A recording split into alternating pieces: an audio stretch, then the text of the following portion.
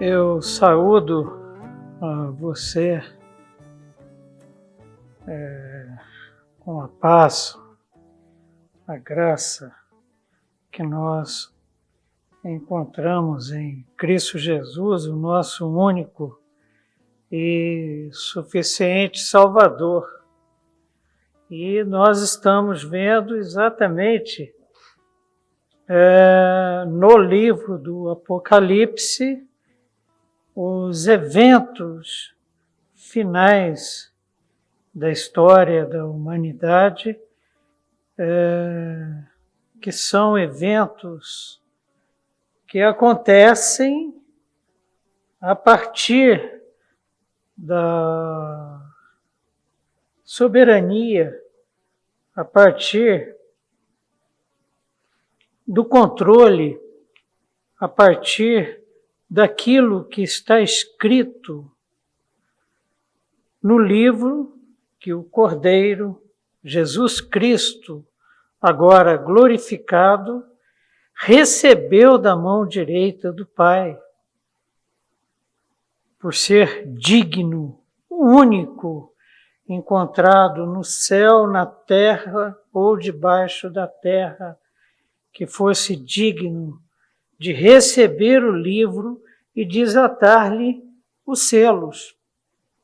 Então, no livro do Apocalipse, nós já vimos o que vai acontecendo ao ser aberto cada selo, cada um dos 7 selos. Já vimos também os eventos relacionados ao toque da trombeta, e ao toque da 7ª trombeta, nós temos a parúzia, a manifestação de Jesus Cristo em glória nas nuvens para receber a sua igreja. E aí, a partir dessa 7ª trombeta, é aberto o 3º e último interlúdio do livro, e o maior, cobrindo os capítulos 12, 13 e 14. E é um interlúdio muito importante porque ele nos revela o grande conflito, o conflito existente entre Satanás, inimigo da igreja, inimigo de Deus, e os seus anjos contra os anjos de Deus, contra a igreja de Deus comprada a alto preço. E tocar na igreja é tocar na menina dos olhos do nosso Senhor. E o capítulo 12, então, ele começa a narrar esse grande conflito.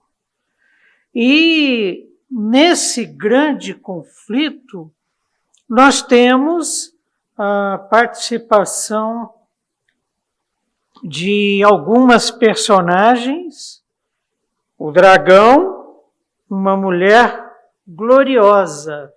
Isso nos é apresentado no capítulo 12.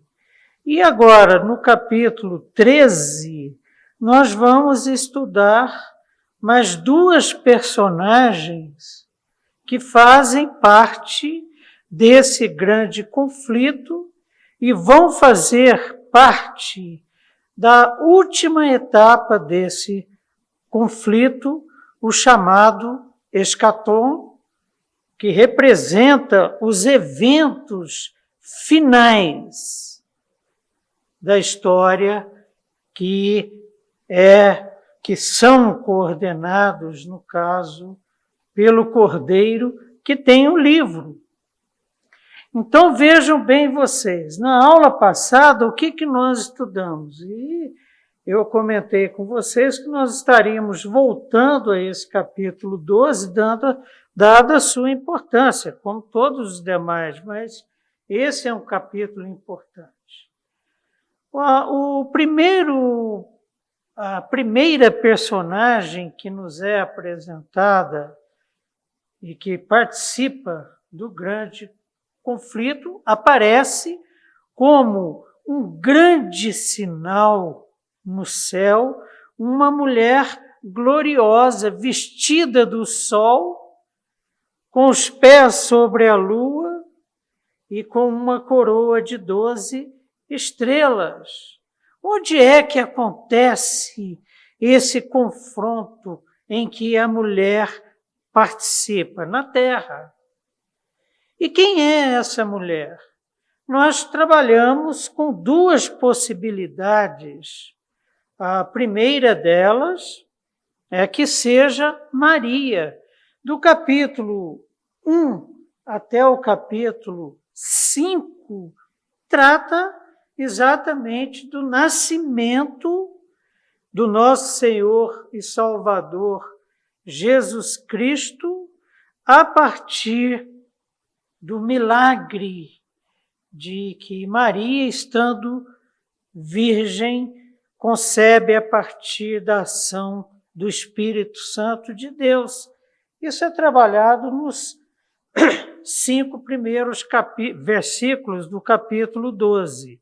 E a segunda possibilidade é que esta mulher gloriosa, esse grande sinal que aparece no céu, venha a ser a igreja de Cristo, a igreja do nosso Senhor Jesus Cristo. Com relação à primeira possibilidade, é de que esta mulher venha a ser Maria, está no verso 5. Nasceu-lhe, pois, um filho varão, que há de reger todas as nações com cetro de ferro. Textos presentes na palavra de Deus, referentes à pessoa de Jesus Cristo. E a segunda parte do verso diz o seguinte: e o seu filho, filho de quem? Da mulher. E o seu filho foi arrebatado para Deus até o seu trono e está assentado à direita de Deus Pai em majestade. Para a segunda hipótese, o verso 17 nos diz assim: irou-se o dragão contra a mulher e foi pelejar com os restantes da sua descendência, os que guardam os mandamentos de Deus e têm o testemunho de Jesus. Quem são? Os crentes. Somos nós, a igreja de Jesus Cristo. A segunda personagem apresentada no capítulo 12 e que participa do grande conflito e que quer engolir a descendência da mulher, Jesus Cristo. Isso aconteceu na vida e obra de Jesus Cristo, morte e ressurreição. E essa personagem é o dragão, um dragão grande, vermelho, um outro sinal. Na realidade, a antiga serpente sagaz que enganou, que seduziu a Eva, e Eva levou também Adão a pecar, a desobedecer a Deus. Então, a segunda personagem é o dragão, grande, vermelho, um outro sinal. A mulher grávida em trabalho de parto, esse é o reino de Deus. É o grande sinal, a mulher gloriosa. O dragão grande, vermelho, pavoroso, é um outro sinal. Onde que esse dragão aparece? Bom, esse conflito com a mulher que nós estudamos na aula passada acontece na terra, né? E no final do capítulo 12, nós vimos que, na realidade, esse grande dragão, a antiga serpente, Satanás, o pai da mentira, estava nos céus e tenta usurpar o trono de Deus. e há um conflito entre Miguel, um arcanjo de Deus. Miguel e seus anjos lutam com Satanás e aqueles anjos que ele convenceu para participarem dessa rebelião no céu. Acontece que Satanás perde a batalha e é lançado na terra. É lançado na terra, jogado na terra, um ato, inclusive, de violência. E, pela nossa discussão na semana passada, é este Satanás que estava no Éden, já participando do início da história da humanidade e levando Eva e Adão a pecarem. O grande dragão vermelho, então, que persegue a mulher. E nós vimos na semana passada que nesta perseguição, verso 15 do capítulo 12, arrojou da sua boca atrás da mulher água como um rio, a fim de fazer com que ela fosse arrebatada pelo rio. Mentira que sai da boca. Satanás é o pai da mentira. E muitas vezes nós comentamos com vocês, isso acontece com pessoas que amamos, que de repente abrem as suas bocas e sobre nós vem um verdadeiro dilúvio, um verdadeiro tsunami de mentiras e falsidades na tentativa de nos afogar, na tentativa de nos destruir. Mas graças a Deus por Jesus Cristo, graças a Deus pelo Espírito Santo de Deus, graças a Deus pela sua palavra.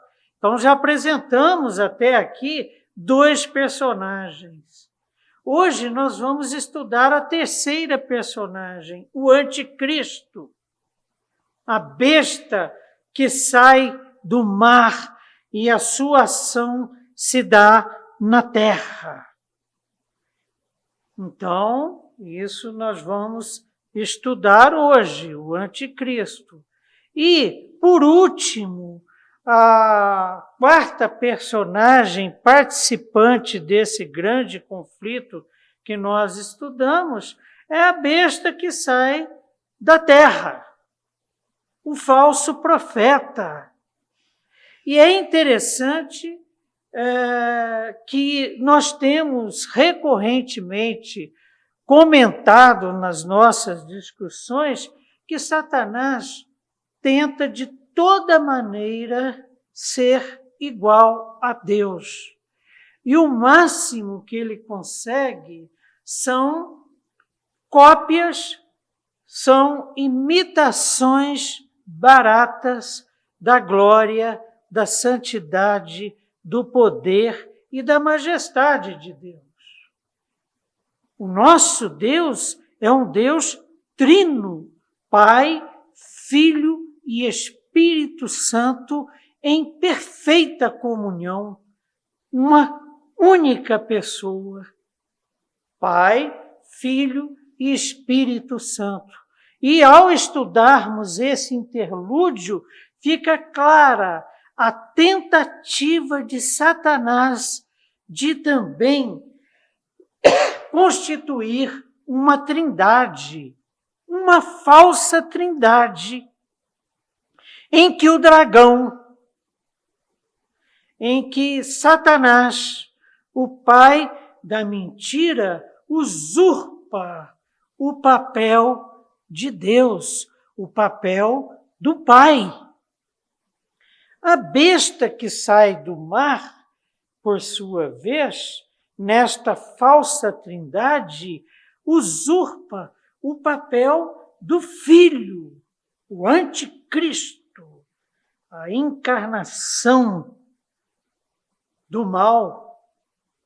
E, por último, em terceiro lugar, a besta que sai da terra, o falso profeta, usurpa o papel do Espírito por meio da sua pregação falsa, mentirosa, convencendo os habitantes da terra a seguirem o anticristo.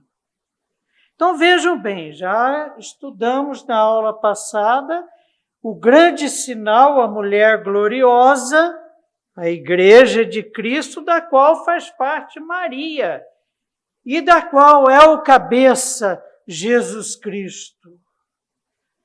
Por isso que nós afirmamos que quem tocar na igreja está comprando uma briga séria com o Pai, porque está tocando no Filho.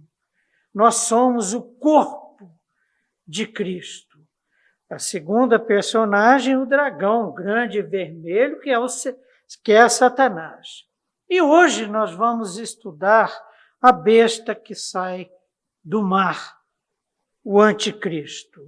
E isso está no 13º capítulo do livro do Apocalipse. Eu convido você a abrir a sua Bíblia e faremos a leitura dos 10 primeiros versículos. Diz assim a palavra do Senhor em Apocalipse 13, versos de 1 a 10. Vi emergir do mar uma besta que tinha 10 chifres e 7 cabeças, e sobre os chifres 10 diademas, e sobre as cabeças nomes de blasfêmia.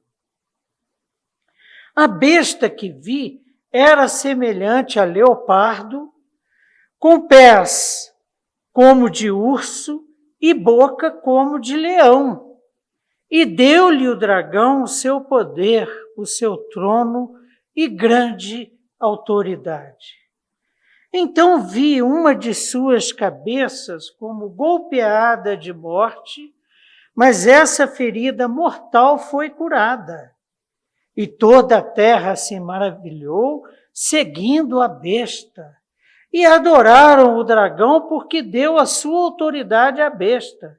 Também adoraram a besta, dizendo: quem é semelhante à besta? Quem pode pelejar contra ela?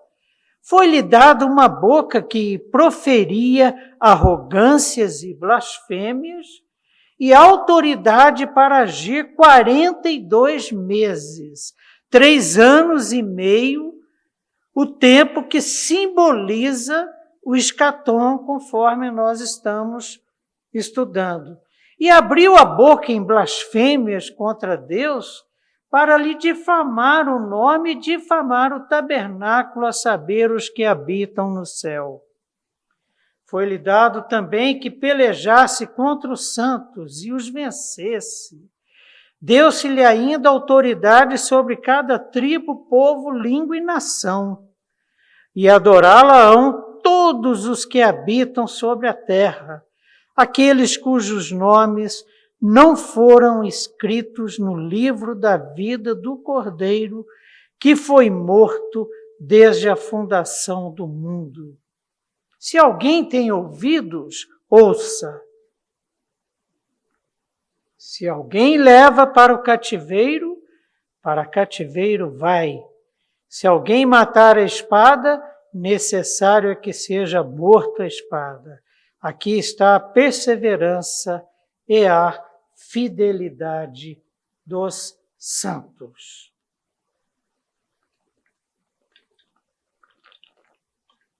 Já perceberam que esta primeira besta, a besta que sai do mar e que atuará sobre a humanidade aqui na Terra, nos eventos finais, é poderosa. Ela é poderosa.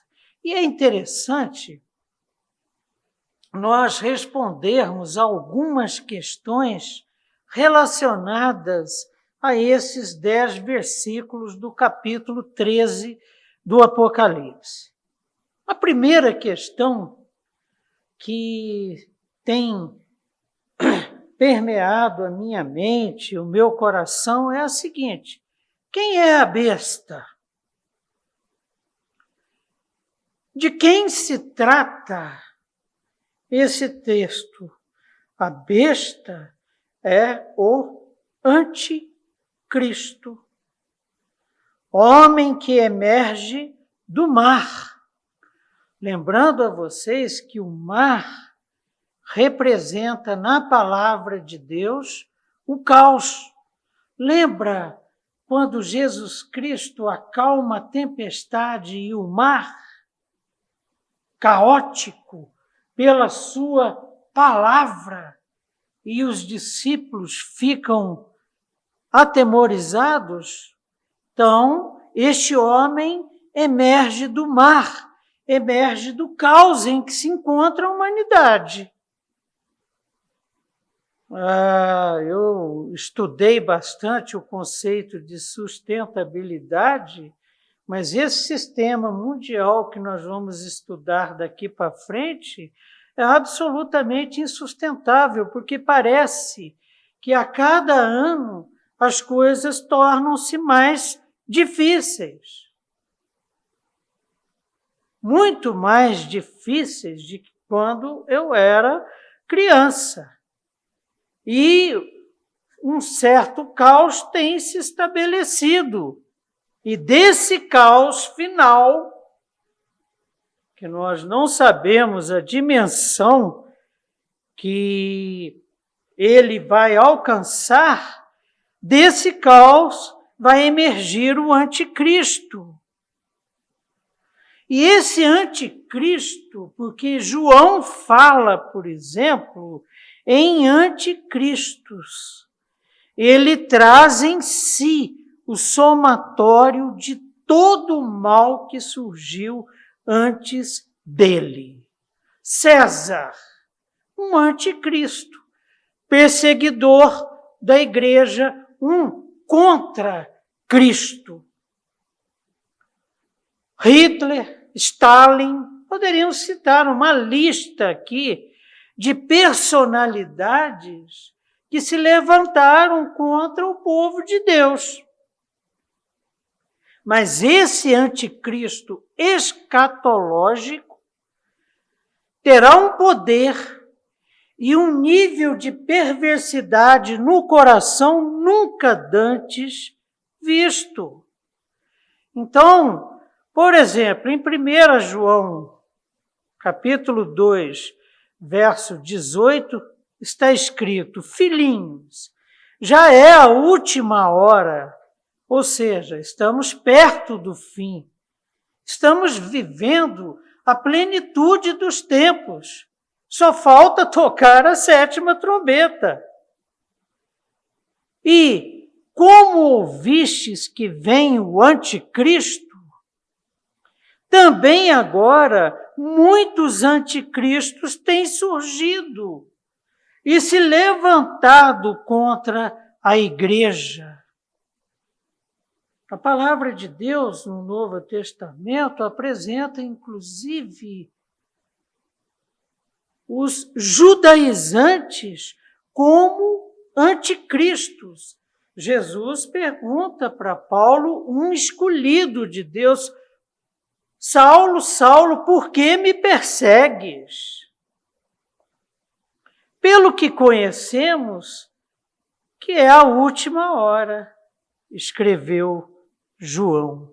Então, esta besta é o anticristo que emergirá do caos. Imagine o seguinte: nós estamos vivendo toda sorte de crises, né? Crise social, crise política, crise econômica, no mundo todo.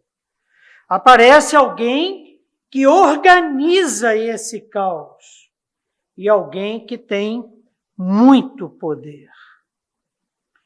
Vamos pensar em João quando estava escrevendo esses versículos do capítulo 13 que acabamos de ler. Se a gente pensa em João tendo uma visão corporativa, ele estaria pensando, por exemplo, em 68, 69 depois de Cristo, quando Nero suicida-se, Roma vira um caos. E Vespasiano, miraculosamente, restaura o império e vem com força total, o anticristo. Visto como um indivíduo, apontaria para Calígula, que contraiu uma doença grave e se recuperou dela. E podemos pensar também no próprio Nero, que pela lenda ressuscitou entre os partos. Então, o anticristo é a besta que sai do mar. Agora vamos buscar responder a seguinte pergunta e vamos ler alguns versículos, não necessariamente em sequência, mas olha só. Quais são as características desse anticristo? Por que Deus nos revela quem é esse anticristo e como que ele é? Para que tenhamos discernimento, porque há um risco muito grande. Ele é um representante, uma pessoa, um ser humano que estará representando o próprio Satanás. Então, quais são as características dele? O verso 1, por exemplo, nos diz assim: vi emergir do mar uma besta. Então, ele surge do mar como uma besta.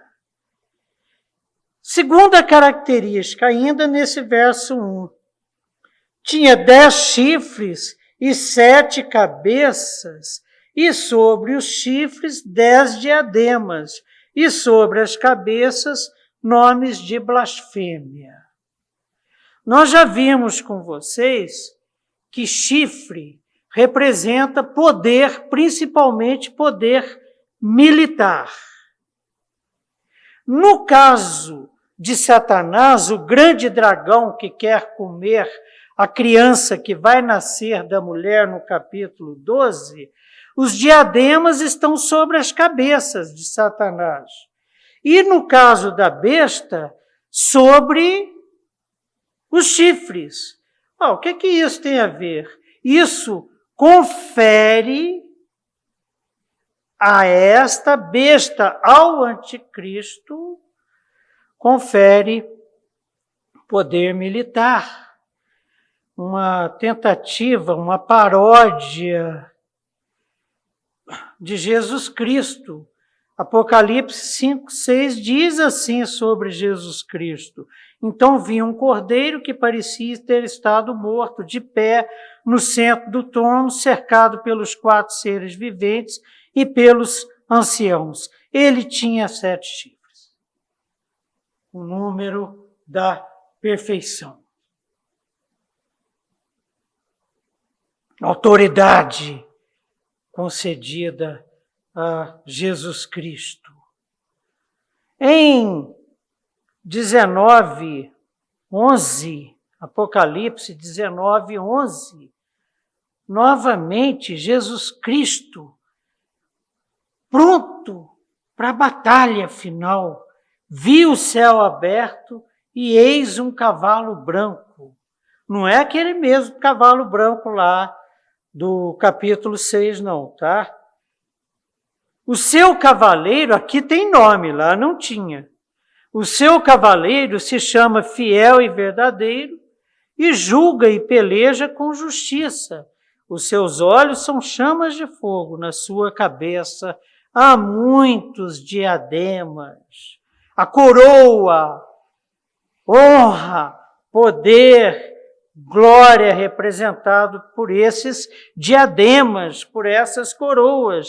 Tem um nome escrito que ninguém conhece, senão ele mesmo. Sobre a cabeça do anticristo, sobre as 7 cabeças, estão escritos nomes de blasfêmia.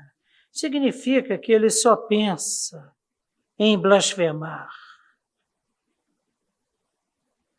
O seu coração é um coração tomado de ódio por Deus e pelos seus filhos.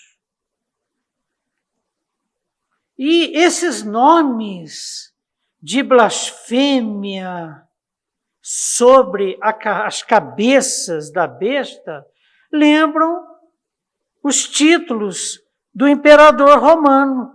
Senhor. Lembrem que Satanás quer usurpar o trono de Deus. E daqui para frente agora são as últimas tentativas fracassadas. Quais são os títulos que um imperador romano requeria para si? Senhor, Salvador, Filho de Deus, Deus, com letra minúscula. No verso 2 é interessante, mas algumas características do anticristo. Apocalipse 13, 2. A besta que vi era semelhante ao leopardo, com pés como de urso e boca como de leão. E deu-lhe o dragão o seu poder, o seu trono e grande autoridade. Opa, mas de repente é veloz como o leopardo. Eu fico pensando, por exemplo, nos recursos tecnológicos e na velocidade com que esta besta, o anticristo, vai se comunicar.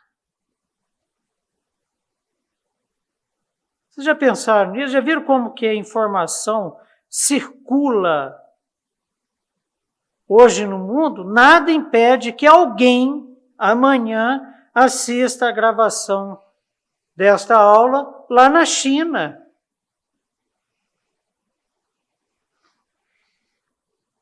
Tem a força do urso, os pés do urso, a força bélica, o poder bélico para se impor sobre a humanidade. E a boca como a do leão. Tipo, falou, a água parou, porque será dotado de autoridade. Por quê? O dragão passou para o anticristo o seu poder, o seu trono e grande autoridade. E esta imagem do dragão, meio que no anticristo, se parecendo com um leão, mas um plágio de Jesus Cristo, o leão da tribo de Judá. Então, com certeza, será o homem mais poderoso, a maior autoridade no sistema mundial, registrada em toda a história da humanidade, e estará assentada no trono de Satanás. É de arrepiar. Verso 3. Então vi uma de suas cabeças como golpeada de morte. Mas essa ferida mortal foi curada, morreu e voltou a viver. Uma cena espetacular, algo parecido de longe com a ressurreição do Filho de Deus. E o que acontece com essa cena espetacular em que uma das cabeças, e vamos ver mais adiante, na aula que vem, que esse golpe foi um golpe de espada e que foi um golpe mortal, matou o anticristo, mas ele foi curado da ferida mortal. Voltou a viver. Resultado, e toda a terra se maravilhou, seguindo a besta, seguindo o anticristo, seguindo Satanás. E a espada que feriu a cabeça, nós vamos ver a aula que vem, da besta, feriu mortalmente, é uma espada que representa a autoridade romana. No verso 14 encontramos: seduz os que habitam sobre a terra por causa dos sinais que foi dado executar diante da besta. E aqui está falando do falso profeta, dizendo aos que habitam sobre a face da terra que façam uma imagem à besta, aquela que foi ferida à espada e sobreviveu. O verbo exesem, ressuscita, volta à vida. Já pensou? Hoje em dia é muito comum, por exemplo, na época de Jesus também, as multidões, elas sempre foram muito sensíveis a esses espetáculos. Tanto é que existem, o pastor Ximenes tem pregado recorrentemente sobre esse movimento que podemos observar nas igrejas espetaculares, igrejas lotadas, não porque reconheceram verdadeiramente o cabeça da igreja, mas pelos espetáculos apresentados. Então já dá para imaginar que as multidões seguirão o anticristo. Uma coisa que a gente não pode esquecer é que o nosso Deus é um Deus soberano. E que ele conhece, inclusive, quantos fios de cabelo eu tenho na cabeça, e nenhum fio de cabelo da minha cabeça cai, a não ser pela vontade dele.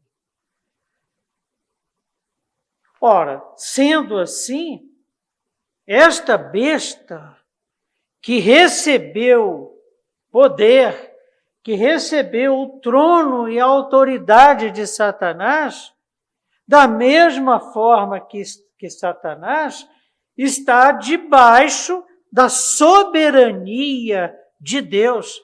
Lembrem na aula passada o seguinte: lembrem que Satanás não guerreia com Deus diretamente, mas com um dos seus anjos, criatura a criatura. Então, o Criador é soberano. Então, a pergunta que vem daí é a seguinte: que autorizações de ação são dadas por Deus ao anticristo? Porque todos os demônios que apareceram até agora no Apocalipse agem debaixo da autoridade de Deus, debaixo da autoridade do Pai e do Filho, que tem o livro na mão. Então, que autorizações Deus dá a esse anticristo? Quais são os limites estabelecidos por Deus? Verso 5 de Apocalipse 13. Foi-lhe dada. Por quem? Por Deus.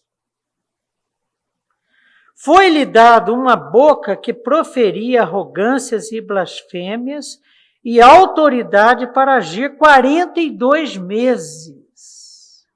3 anos e meio. Tempo, metade de um tempo, 2 tempos de Daniel, que é o tempo o período do escatom estabelecido por Deus. É simbólico. Está dizendo que o escatom literalmente vai durar 3 anos e meio, não.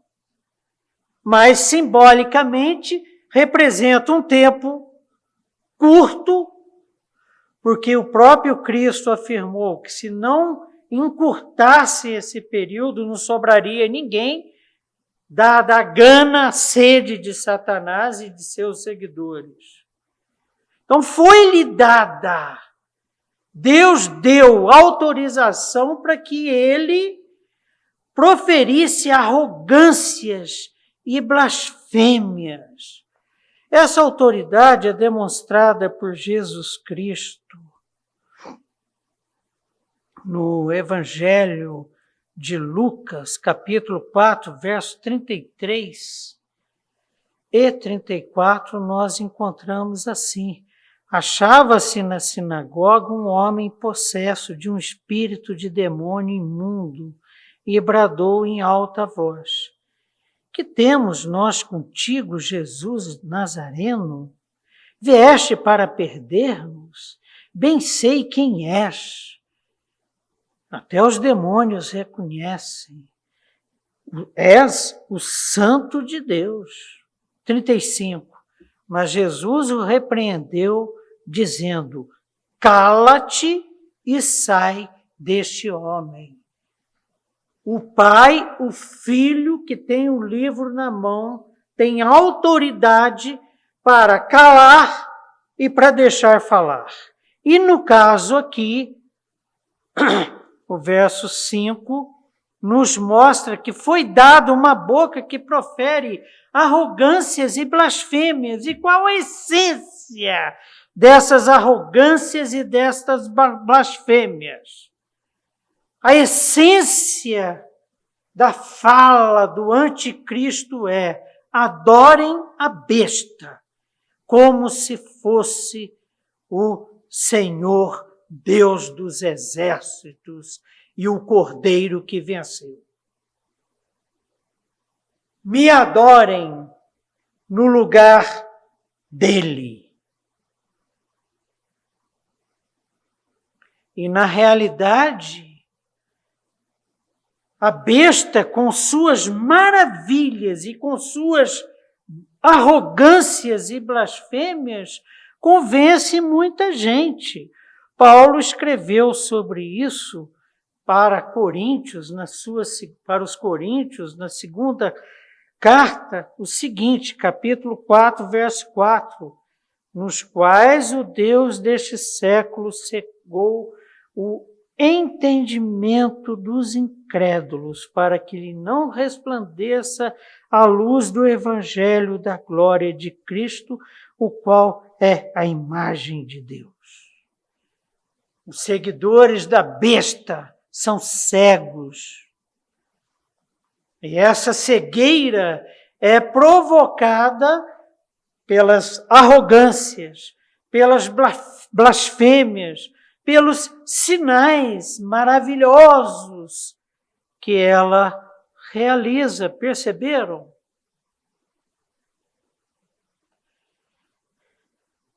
Foi-lhe dada também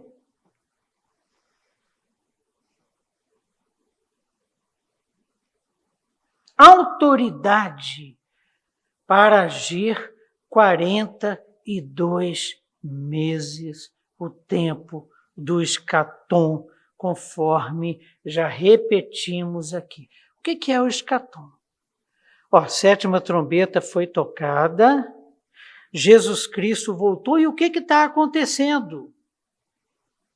Primeiro, Deus nos apresenta os inimigos da igreja, os inimigos do Cordeiro, os inimigos do Pai. Mas o escatom são os eventos finais. dos quais emergirão novos céus e nova terra. 7. Foi-lhe dado também que pelejasse contra os santos e os vencesse. Muitas vezes temos falsos profetas, anticristos, com mensagens distorcidas da palavra de Deus, uma repetição dos tempos pré-exílicos, em que Jeremias pregava a palavra do Senhor e os falsos profetas afirmavam que nada, que exílio, que é isso? Não. Depois, quando chegaram lá na Babilônia, que 70 anos? Não, pode arrumar a mudança que nós já estamos de volta. Da mesma forma, existem aqueles que fazem uma ginástica muito grande, tirando a igreja da possibilidade da grande tribulação. Mas o que está escrito aqui é que foi dado ao anticristo por Deus o quê? Foi-lhe dado também que pelejasse contra os santos, contra a igreja, o que nós já estudamos lá com as duas testemunhas. Que pelejasse contra eles e os vencesse. E o que Deus espera da igreja? Que enquanto tiver evangelho para ser pregado, que o evangelho seja pregado.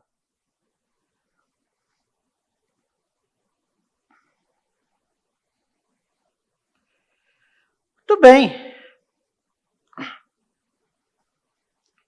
Essa questão desta peleja do anticristo sobre os santos e a sua vitória é um dos grandes paradoxos da palavra de Deus. É o paradoxo básico do livro do Apocalipse. A vitória dos santos está em seu martírio. Quando Jesus Cristo venceu Satanás, aquele dragão já perdeu lá a batalha para Miguel no céu, foi jogado na terra, perdeu a batalha para Cristo na cruz do Calvário. A vitória dos santos está em seu martírio. Daniel já profetizava isso, queridos. Daniel, no capítulo 7 do seu livro, verso 25, escreveu: proferirá palavras contra o Altíssimo. Quem? O anticristo. Ele lá não foi dada autorização para ele blasfemar e exclamar arrogância contra Deus e os santos? Magoará os santos do Altíssimo e cuidará em mudar os tempos e a lei, e os santos lhe serão entregues nas mãos. Quem deter a capacidade de matar, martirizar os santos, que o anticristo escatológico terá, foi dado por Deus, por um tempo, 2 tempos e metade de um tempo, o tempo do escatom. Que segundo Jesus Cristo, lembre-se que Satanás é solto e sabe que lhe resta pouco tempo.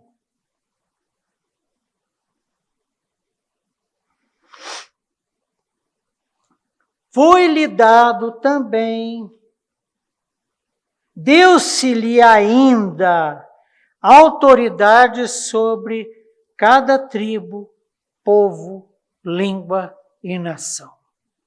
Significa que de toda tribo, todo povo, toda língua, toda a nação oferecerá ao anticristo os seus seguidores. E quem é que permite que isso aconteça? O Senhor. O Senhor. Então, essas autorizações que são dadas ao anticristo, Deus tem uma preocupação que o Filho expressou no seu sermão profético. Um tempo limitado de ação é dado a esse anticristo. E o estrago será grande. Uma das coisas que eu tenho aprendido no estudo do livro do Apocalipse é que o nosso Deus é soberano. E Paulo escreveu o seguinte, que as provações que nós experimentamos aqui, como a que estamos experimentando agora com essa pandemia, como as que experimentamos ao longo das nossas vidas, não sei se Deus permitirá que eu, por exemplo, Estevão e você, venhamos a participar desse tempo escatológico. Se iremos experimentar a grande provação. Mas o que Paulo diz, inspirado pelo Espírito Santo de Deus?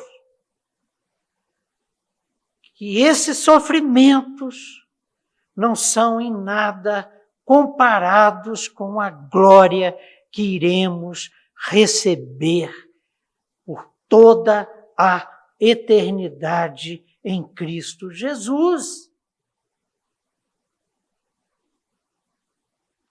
Não há lugar para o medo, porque somos selados. Na nossa alma, ninguém toca, porque esta pertence ao Senhor. Lembram das almas dos mártires lá aos pés do altar, clamando diante do trono de Deus? Até quando, Senhor? Até que exista ainda um escolhido por mim para ser salvo, foi a resposta de Deus. É um privilégio participar. Jesus Cristo fala isso nas bem-aventuranças. Bem-aventurados sois vós quando forem perseguidos por causa do meu nome. Mas quem será difamado pela besta? Verso 6 do capítulo 13. E abriu a boca em blasfêmias contra Deus, para lhe difamar o nome e difamar o tabernáculo, a saber, os que habitam no céu. Nós estaremos entre os habitantes do céu, e Deus estará tabernaculando conosco, armando sua tenda entre nós. Deus, seu nome e os habitantes do céu.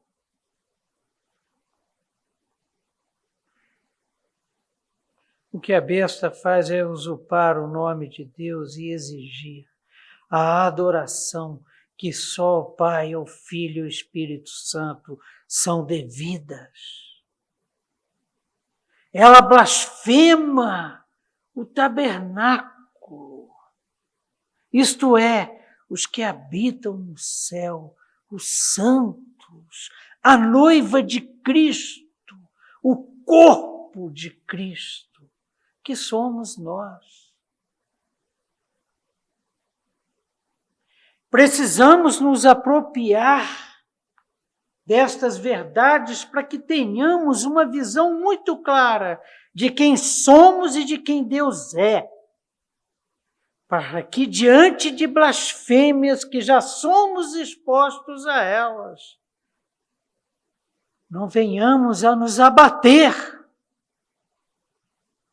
não venhamos a desistir do bom combate, porque esta é a vontade de Satanás. Aliás, a vontade dele é de nos matar, como já vimos anteriormente. Blasfemar contra o povo de Deus. Temos que ter um cuidado muito grande com o que falamos com relação à Igreja de Cristo. Se damos vazão ao nosso coração, a nossa boca se enche de críticas que maculam o nome de Deus, blasfemar contra o povo de Deus, a sua igreja que foi comprada por alto preço, é blasfemar contra a sua habitação, porque ele nos escolheu para tabernacular conosco. Ele escolheu o nosso coração para habitação. Somos habitação do Espírito Santo de Deus e viveremos com Deus por toda a eternidade nos novos céus e na nova terra. E a humanidade? Como a humanidade reagirá diante da besta, diante do anticristo que emergiu do caos do mar? Como que a humanidade reagirá diante dos seus feitos?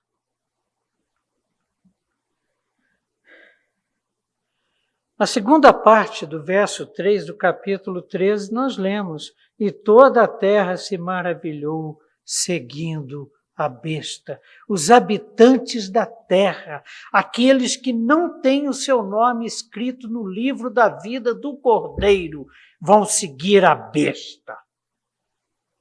Crente de fachada vai seguir a besta. O mundo se maravilhou. Etamaustene. Em Mateus 9:33. E expelido o demônio por Jesus Cristo, falou o mudo.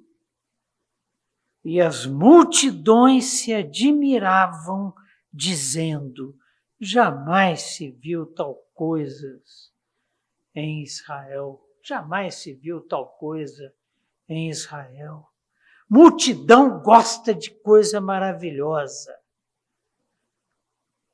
Diferentemente do anticristo, Jesus Cristo estava libertando um ser humano, imagem e semelhança de Deus, que estava dominado por um demônio. E qual foi a reação das multidões? Se maravilharam. Não pensaram no ato de amor que foi realizado pelo Filho de Deus. Há uma mutação da adesão à besta em adoração que, à época de João, quando João escreveu isso, deve ter se lembrado, por exemplo, do culto aos imperadores, tais como Calígula, Nero, Domiciano. Mas Deus prescreve no seu mandamento: não terás outros deuses diante de mim. E os habitantes da terra adoram a besta, fazem da besta o seu Deus.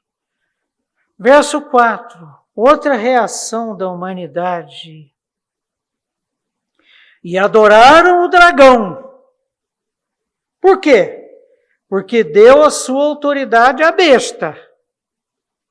Também adoraram a besta, dizendo: quem é semelhante à besta? Quem pode pelejar contra ela? Olha as maravilhas que ela está realizando. Olha as palavras que ela está proferindo contra o Deus dos crentes. Que besta corajosa! Só um homem de muita coragem pode falar o que ela está falando. Quem é semelhante à besta? Uma parábola ao que o Salmo 71, verso 19, registra acerca do Pai, do Filho e do Espírito Santo.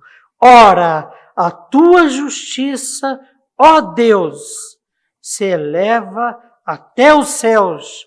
Grandes coisas tens feito, ó Deus.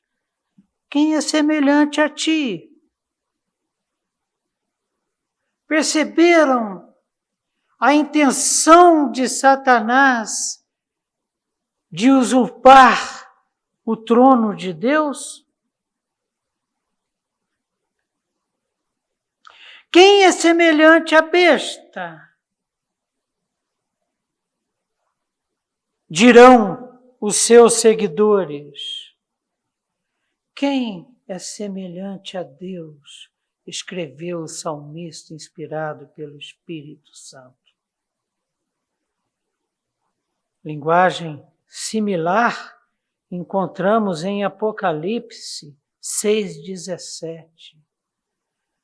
A mesma multidão seguidora de Satanás, afirmando o seguinte com relação ao Pai e ao Filho que está assentado à sua direita em glória, porque chegou o grande dia da ira deles, da ira de Deus, da ira do Cordeiro. E quem é que pode suster-se?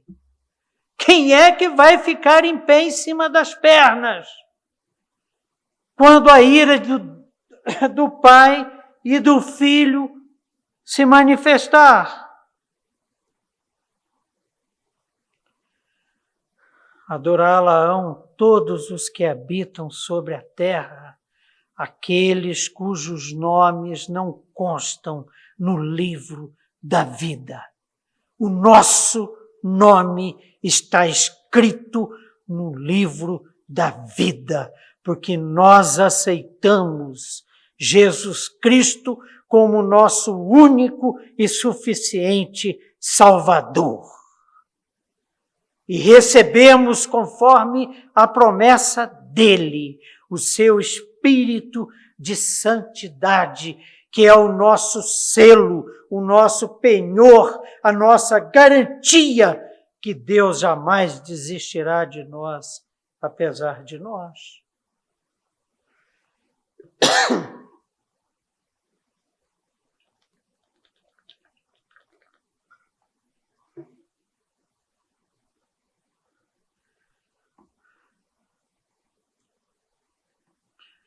O nosso nome está escrito no livro da vida do Cordeiro. A graça de Deus nos basta.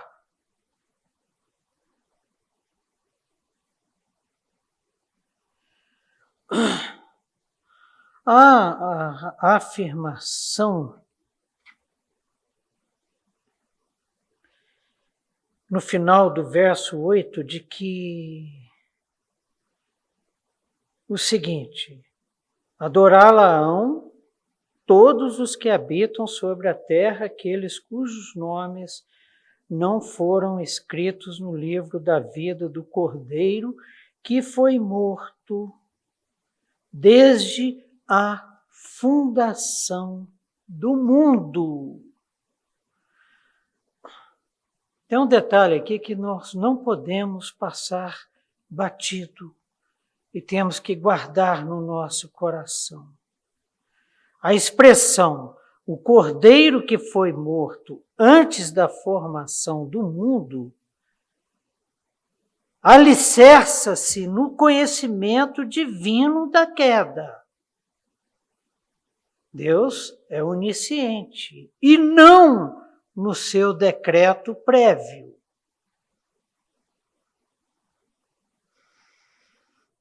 E não no seu decreto prévio. Deus não se alegra na morte do ímpio. Está escrito. E o que acontecerá aos crentes? Verso 10 é um verso impactante. E já há um bom tempo na minha vida, eu tenho afirmado o seguinte: olha, não interessa o que eu penso, o que eu quero, o que eu sinto. O que me interessa e é o que eu vou buscar e tenho buscado, e pela graça de Deus continuarei buscando, é o que Deus pensa, o que Deus quer e o que Ele sente com relação a mim. É fácil? Olha, meus irmãos, concordo que é uma luta. Aí a gente compreende o que significa seguir Jesus. O que significa tomar a cruz. Porque é um falatório na minha mente, no meu coração, e o que é mais difícil é de ouvir, é de enxergar uma trave atravessada nos olhos. Me impede de enxergar essa vontade, esse pensamento, esse querer de Deus para a minha vida. E o verso 10 trata disso. Apocalipse 13, verso 10. Se alguém leva para o cativeiro vai. Se alguém matar a espada, necessário é que seja morto a espada. Aqui está a perseverança e a fidelidade dos crentes. O que João, inspirado pelo Espírito Santo, está nos comunicando aqui? Se é da vontade de Deus que alguém seja levado para o cativeiro, então será levado para o cativeiro. Para o cativeiro deve ir, porque se não for para o cativeiro, estará desobedecendo à vontade de Deus. Que alguém seja morto à espada, então, que seja morto pela espada.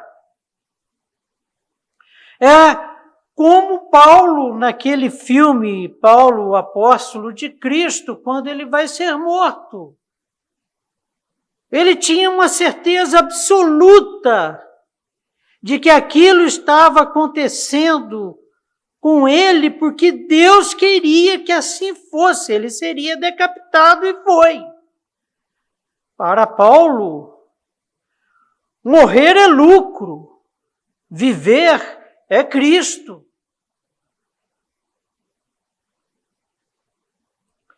Interessante que nós trouxemos Jeremias, né? Quando estávamos pensando lá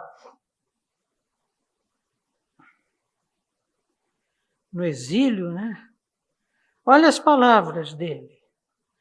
Jeremias 15, 2. Quando te perguntarem, para onde iremos?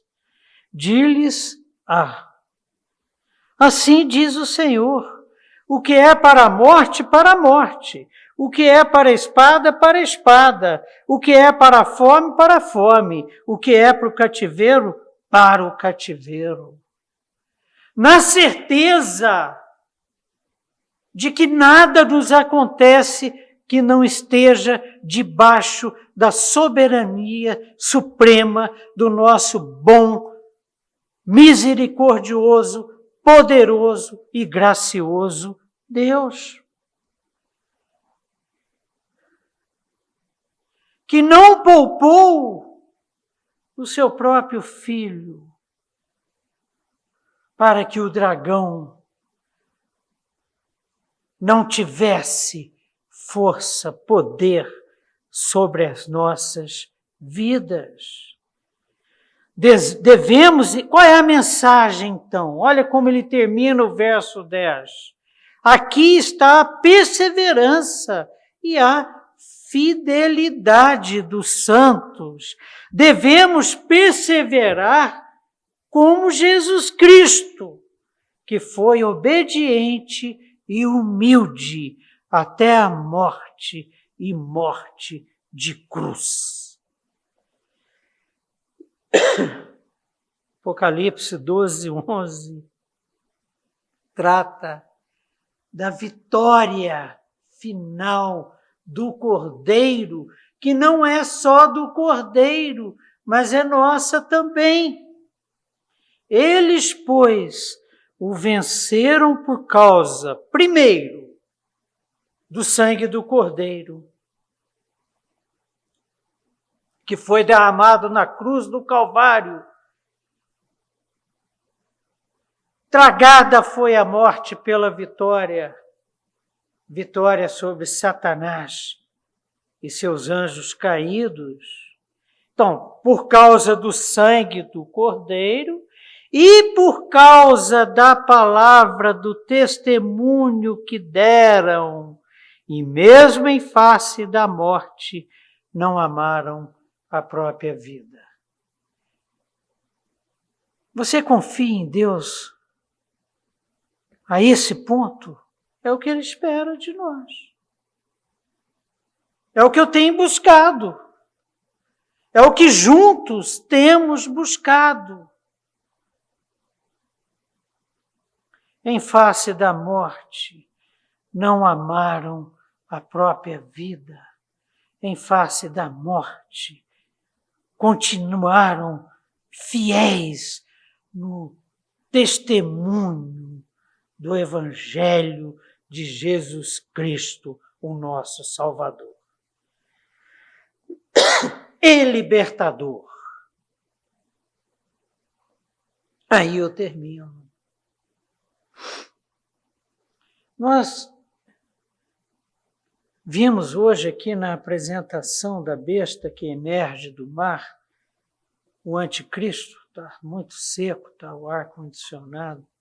Não é Covid, não, graças a Deus, estou com as 2 vacinas.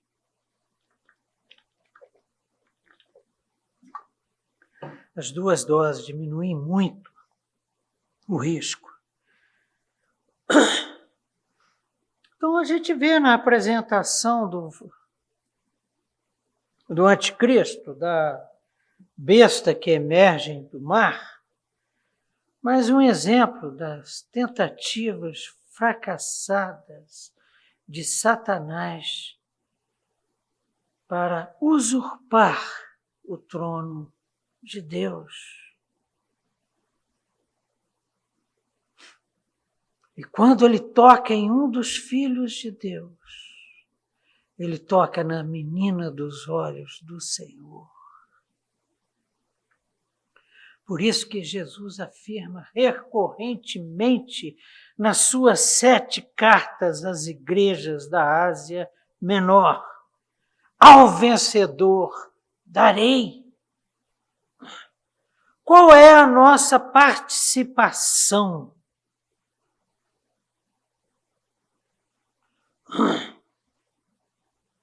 Neste grande conflito? O que Deus espera de nós diante desses ataques de Satanás tentando nos levar de volta para o seu reino? Deus espera de nós perseverança fiel. Espera de nós obediência e humildade. como seguidores do seu Filho, que foi humilde e obediente até a morte e morte de cruz.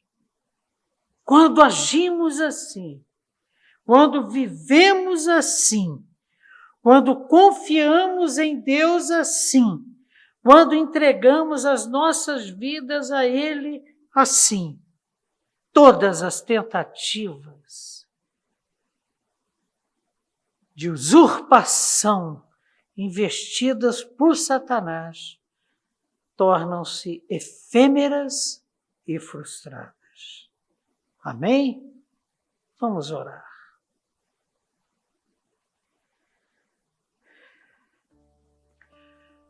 Pai de amor, graça, misericórdia, por mais aterradoras que sejam as revelações acerca do anticristo escatológico, que congregará o poder do mal manifesto na história da humanidade desde os seus primórdios, muito maior, muito mais gloriosa, confortadora, fonte de esperança e de segurança. É vermos quem o Senhor é e o quanto o Senhor fez, faz e fará por nós. O Senhor é um Pai que cuida. O Senhor deu as asas da águia para a mulher. E com essas águias, ela foi para o deserto, para o lugar que o Senhor havia preparado para ela. E lá, o Senhor cuidou, cuida e continuará cuidando da tua igreja, continuará cuidando de nós.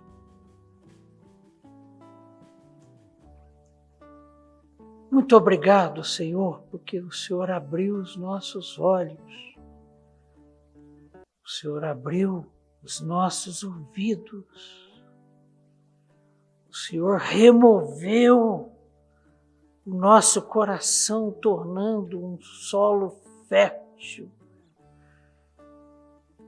ávido da tua palavra. E a tua palavra tem encontrado este terreno bom. E a tua igreja tem manifestado a tua glória. A tua igreja tem manifestado o teu amor, o teu poder, a tua misericórdia, a tua salvação aqui neste lugar. E nós te louvamos muito por isso. Ensina-nos, Pai, a aceitarmos a tua vontade, por mais estranha que ela possa parecer. Se vier espada, se vier exílio, se vier Covid, se vier o que vier, ajuda-nos, Pai, a não perdermos de vista esta certeza da tua fidelidade, do teu amor, do teu cuidado para conosco e do papel que o Senhor confiou a nós.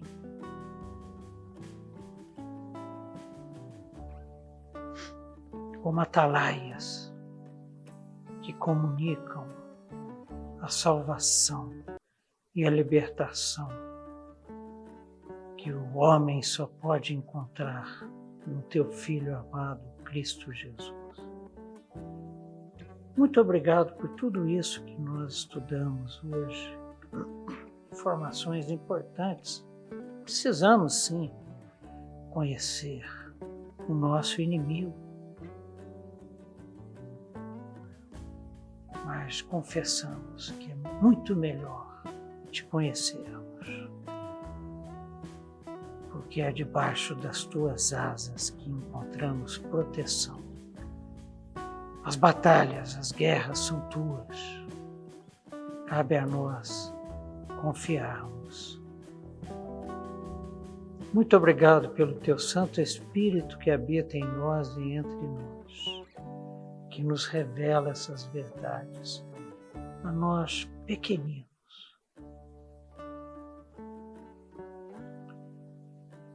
Abençoa-nos, guarda-nos de volta para nossas casas.